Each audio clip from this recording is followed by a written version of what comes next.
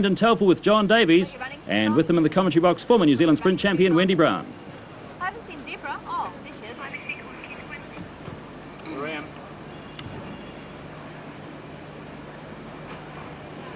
Thank you. This is Kikun at the swimming.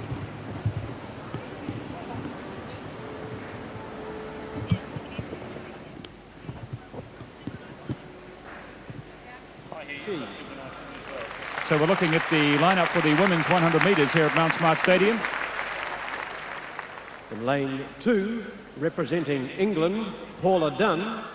And lane number 2 is Paula Dunn, the 25-year-old who won the silver medal in 1986, ran 11.57 in the semi-finals. In lane 3, representing Bahamas, and one of the big threats to Merlene Ottey is Pauline Davis, the 29-year-old from the Bahamas, number 2 in the Commonwealth, semi-finalist at Seoul. Lane 4, representing Jamaica, Merlene Ottey.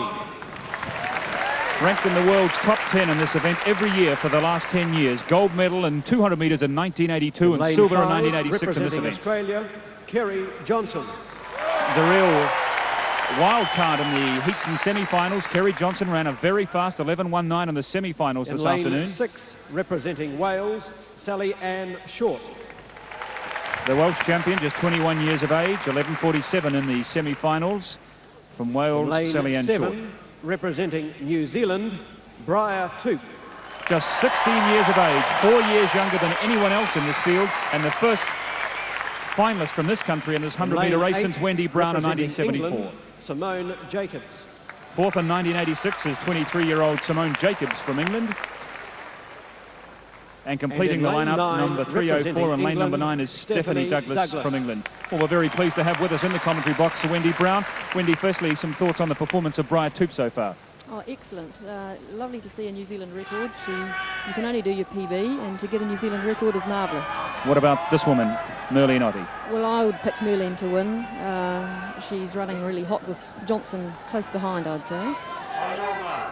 Those are the two form runners, Merlene Ottey in lane number 4 and Kerry Johnson alongside of her in 5. Look for Davis in lane 3, and Briar Toop, who's run so well as she's improved with every round, seems totally unfazed by this big occasion. A crowd of over 20,000 people here, but it's not bothering the 16-year-old schoolgirl. The women's 100 metres final.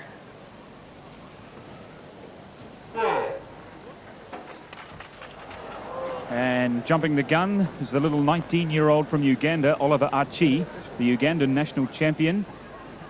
I remember seeing her run at the Kenyan Commonwealth Games trials, where she came from nowhere, and in fact it was her performances there at the Kenyan trials, oddly enough, that got a selection to New Zealand.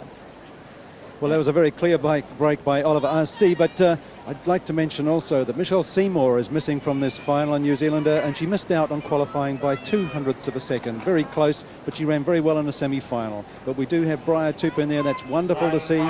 And this final, I think, is going to be a tough race between Kerry Johnson and Merlene Ottey. Watch them in lane 4 and lane 5. Paula Dunn, the English woman who was second in 1986, is in 2.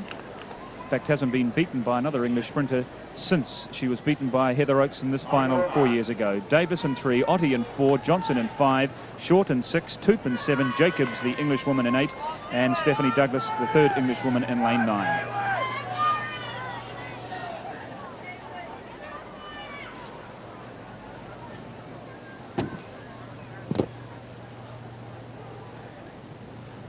The women's 100 metres final. And away second time, and Merlene Ottey just a little slow, and the best start coming from Kerry Johnson. Now at the 50-metre mark, Merlene Ottey gets into a work. It's Merlene Ottey that gets there close to second, Johnson second, and in third place, Pauline Davis from the Bahamas. But as expected, it's Merlene Ottey, 11.02. Just outside the Commonwealth record, but a New Zealand all-comers record for 29-year-old Merlene Ottey from Jamaica. She gets the gold medal to go with her gold medal in the 200 metres from Brisbane in 1982. Superb performance from Ottey. A little slow out, but once she hit top gear, they said goodbye to her. Been pretty typical of a Brendan, but the wind 4.37 metres per second following wind, so it will not count in the record, but the victory, the gold medal, certainly will. Merlene Ottey showing that she's the form runner here this time at the Commonwealth Games in 1990. A little unsteady start from Stephanie Douglas on the outside, and she, I think, would get what we call a flyer, and you can see she's well away on this lane this side. In the middle of the track, Kerry Johnson from Australia got off also, but Merlene Ottey really starts to stretch out now, gets those long legs moving. Look at the vigour in her arms. She blitzes the field in this last 25 metres, eases up a little going to the line, 11.02. Kerry Johnson from Australia satisfied with second, and a good run from Pauline Davis in the third place. But Briar Toop, you can see, has finished in sixth place. That's a great run by her to finish in this 1990 final that way. Here they go again. Watch in the middle of the track. You see Kerry Johnson doing exceptionally well, getting out there nicely. Now Merlene Ottey, who we saw in the semi-final, also gear up from 50 metres out. She does it again, gets into that top gear, really winds it up with her arms. Just look how vigorously she runs. She's a beautiful runner, and she certainly deserves the title of 1990 Commonwealth gold medalist. Marvellous comeback by Merlene Ottey. Well, Wendy Brown, talk us through the style and performance of Merlene Ottey. She's not a really good stylist. You see her right arm going right back, but very, very strong, very relaxed. Look at her face. No effort there at all, just relaxed, good high knee lift, excellent leg speed. Pauline Davis struggling there. If she'd perhaps relaxed a bit more, she could have got Johnson, I think. Fluent, fast and happy. That's Merlene Ottey, who's made such a wonderful comeback after being injured in Seoul in 1988. She was also sick while she's there at the Olympic Games and had planned to retire from sprinting after the 1988 Seoul Olympics, but she was so disappointed with her performance that she still had something to prove to herself, so she decided to set her target on both Auckland 1990 and Barcelona in 1992. Well, she's got the first leg of the double, the gold medal at the Commonwealth Games. Now she's got her targets on the next Olympics. But let's not forget Briar Toop, a marvellous performance from her. She's down with Rod Dixon at the finish line.